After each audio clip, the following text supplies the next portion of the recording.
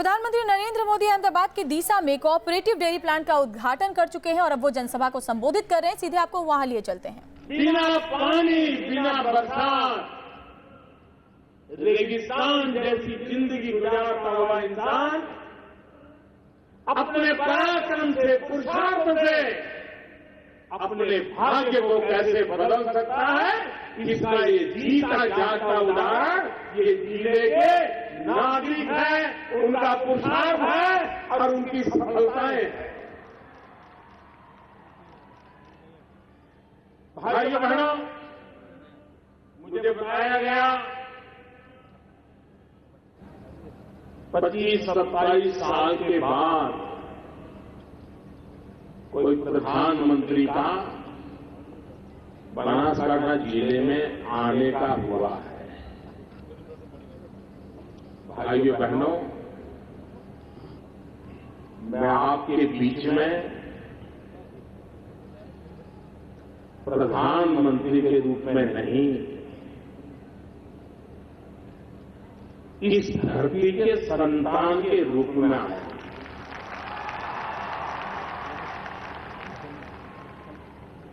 इस मिट्टी ने मुझे बड़ा किया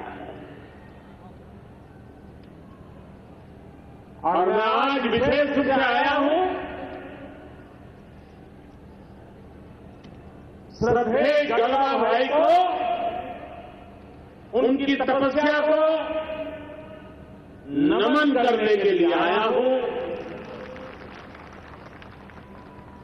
लाखों पशुओं की तरफ से,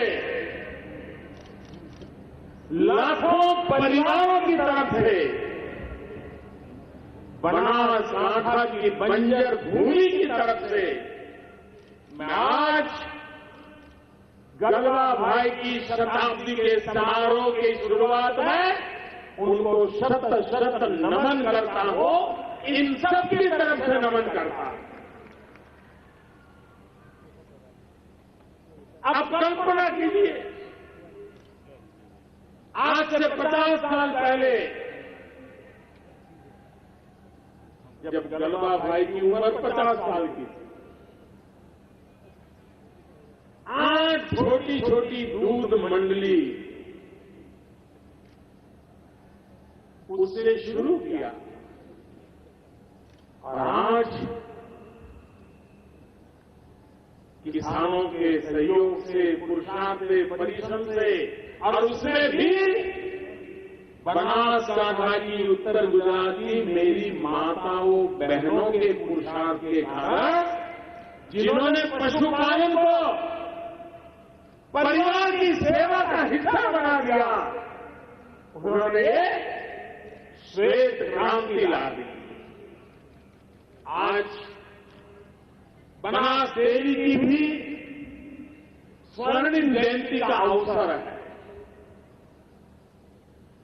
ऐसा सुयोग है कि एक तरफ इस महान आंदोलन के जनक, श्वेत क्रांति के जनक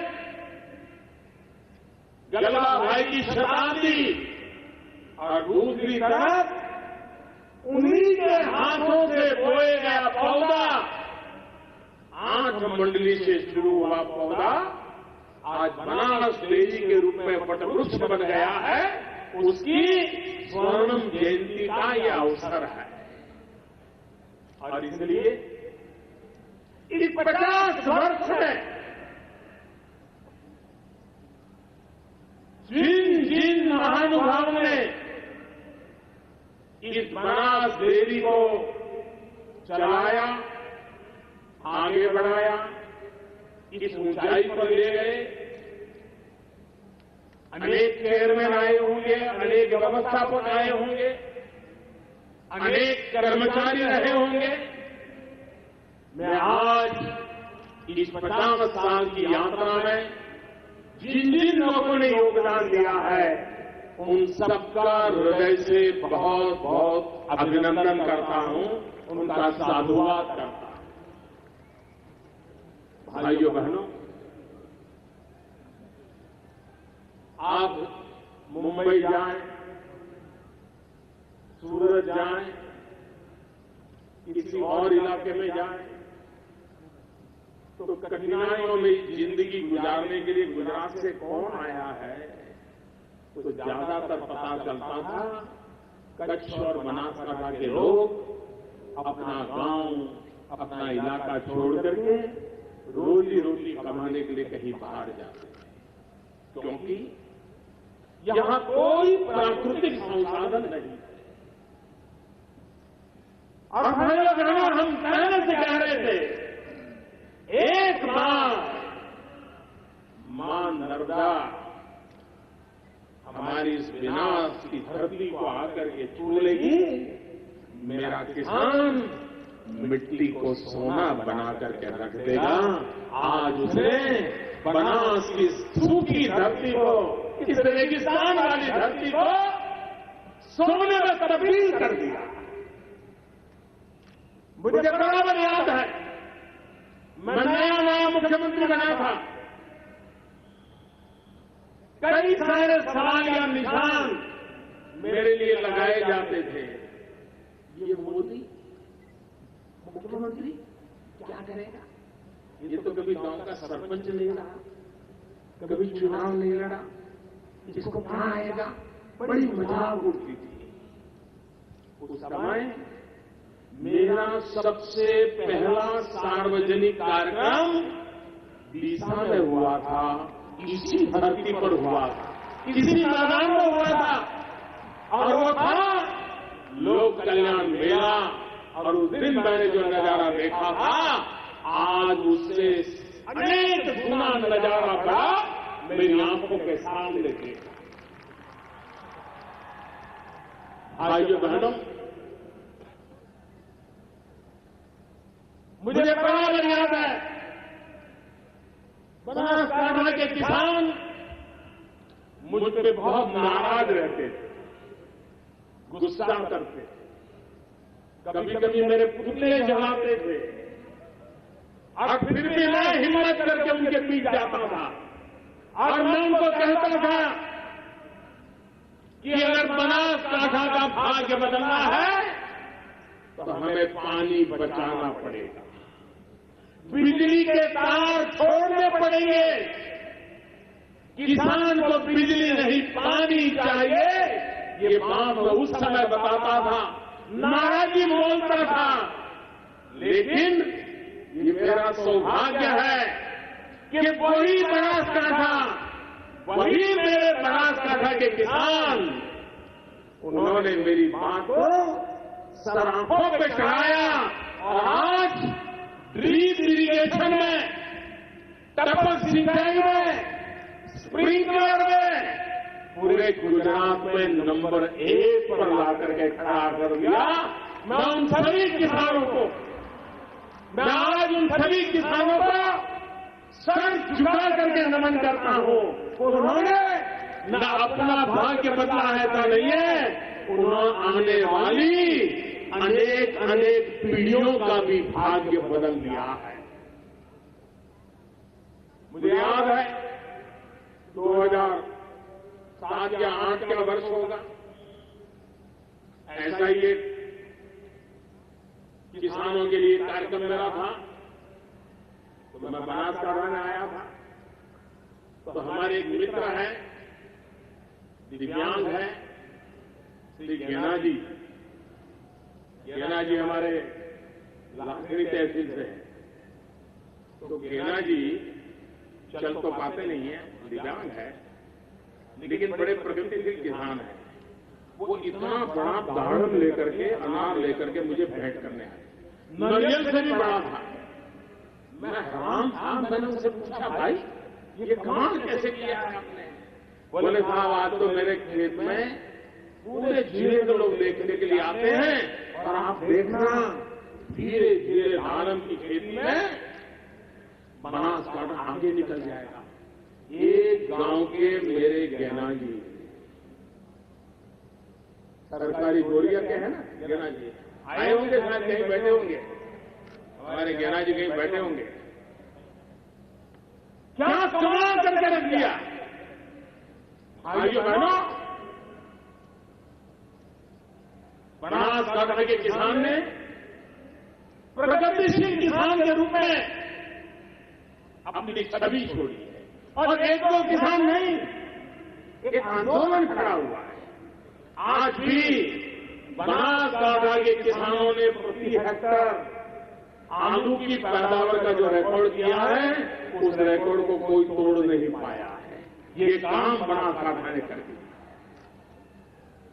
आज बनासकांठा पोटैटो के लिए भी जाना जाने लगा है। भाइयों बहनों, किसान के लिए कुछ चीजें ऐसी बर्बाद होती है। गलबा भाई ने जब डेयरी का काम शुरू किया, जहां पानी न हो, रेगिस्तान हो, 10 साल में 7 साल अकाल रखता हो, जहां किसान ईश्वर की इच्छा पर ही जिंदगी गुजारता हो, उसके लिए तो आत्महत्या एक ही रास्ता बच जाता था। लेकिन इस जिले ने किसानों को पशुपालन की ओर मोड़ दिया, दूध उत्पादन की ओर मोड़ दिया और पशुओं की सेवा करते करते, दूध क्रांति करते करते अपने परिवार को भी चलाया, बच्चों को भी पढ़ाया और जीवन को आगे ले गए। भाइयों बहनों, यही बनासकांठा, यही गुजरात जिसने श्वेत क्रांति का नेतृत्व किया था, आज मुझे खुशी हुई कि बनास डेयरी ने श्वेत क्रांति के साथ साथ स्वीट क्रांति का भी बिगुल बजाया। जहां श्वेत क्रांति हुई, वहां अब स्वीट क्रांति भी होने वाली है। मधु क्रांति, शहद, बनास ने डेयरी के दूध की जैसी व्यवस्था की है। किसानों को शहद के लिए, मधुमक्खी पालन के लिए ट्रेनिंग देना शुरू किया। आज उसके हनी में से पहला पैकेजिंग बना करके उन्होंने मार्केट में रखा है। मेरा पूरा विश्वास है, गुजरात में जो डेयरी का नेटवर्क है और करीब करीब सभी जिलों में डेयरी का नेटवर्क है, किसानों की समितियां बनी हुई है। दूध के साथ साथ खेतों में अगर मधुमक्खी पालन भी किसान पकड़े तो जैसे दूध भरने जाते हैं वैसे मधु भरने जाएंगे, मध भरने जाएंगे, शहद हनी ले जाएंगे और डेयरी की गाड़ियों में दूध भी जाएगा, शहद भी जाएगा। एक्स्ट्रा प्रॉफिट, एक्स्ट्रा बेनिफिट, अतिरिक्त कमाई का एक नया रास्ता गुजरात के सभी डेयरी, सभी किसान इस रास्ते पर चल करके इस श्वेत क्रांति के साथ साथ स्वीट क्रांति को भी ला सकते हैं, ऐसा मेरा विश्वास। दुनिया में शहद की मांग है, बहुत बड़ा मार्केट है।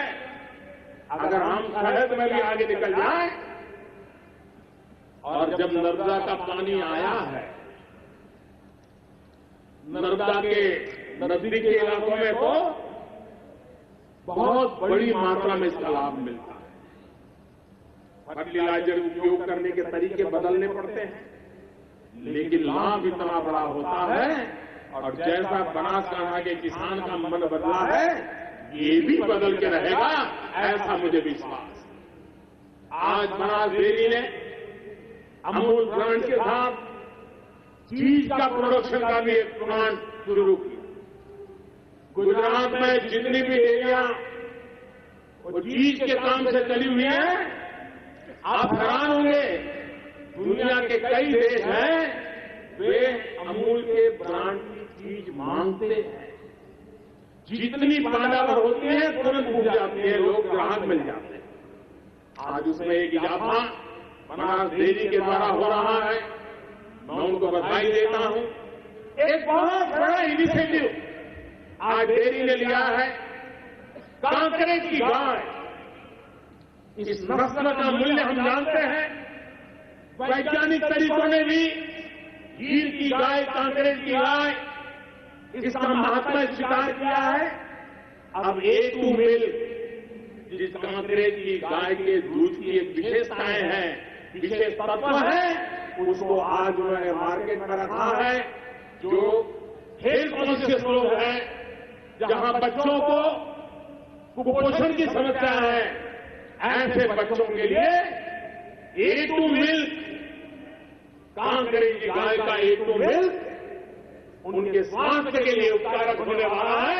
ऐसा एक भगीरथ काम भी आज यहां शुरू हुआ है। यहां कांकरेज की नस्लों को बढ़ावा देना, उसमें सुधार करना, उसकी क्षमता में सुधार करना, उसकी पर कैपिटा मिल्क प्रोडक्शन बढ़ाना, उसके लिए भी वैज्ञानिक तरीके चल रहे हैं। मैं बनास में जब आया हूं तब मैं बनास डेयरी से चाहूंगा कि वो एक काम और भी करें, और कर सकते हैं। बनास हो, सागर डेयरी हो, दूधसागर डेयरी हो, ये तीनों मिलकर के भी कर सकते हैं। दो चीजें हम ऐसी पैदा करते हैं हमारे किसान, लेकिन हम सस्ते में बेच देते हैं। और जो हम कैस्टर की खेती करते हैं, दिवेला, एरंडा, 80% खेती हमारे यहां होती है, उसका उत्पादन।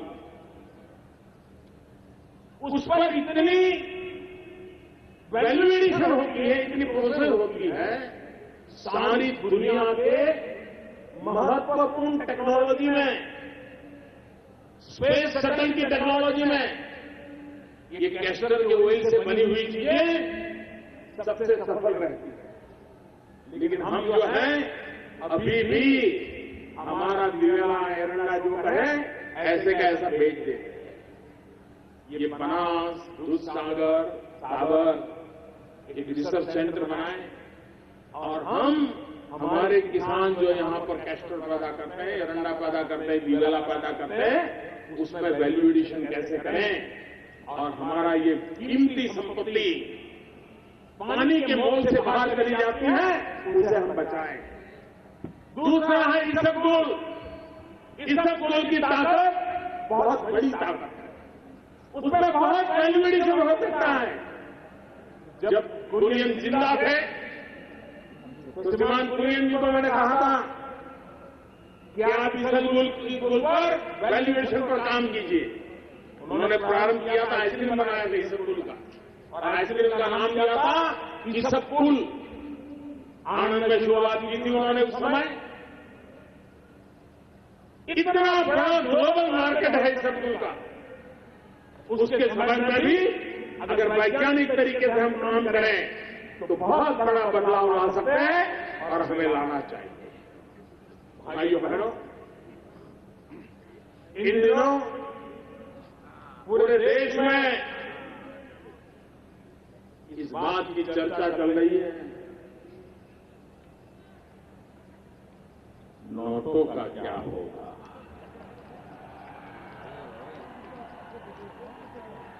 आप मुझे बताइए,